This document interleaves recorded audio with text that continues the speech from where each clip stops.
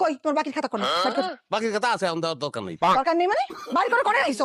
দিচ্ছি আমি, আরে নাই বাকির কথা হয়েছে দাও। দেহি আরে ও বহরমপুরে বিলকিস 500, আমিনার মা 300, আমাদের মদাপুরের অবস্থা দেখি। মোটামুটি অবস্থা ভালো দিয়ে দাও ভাই। ওরে আল্লাহ, লাইলি 230 লাইলি টাকা দিয়ে দিচ্ছে।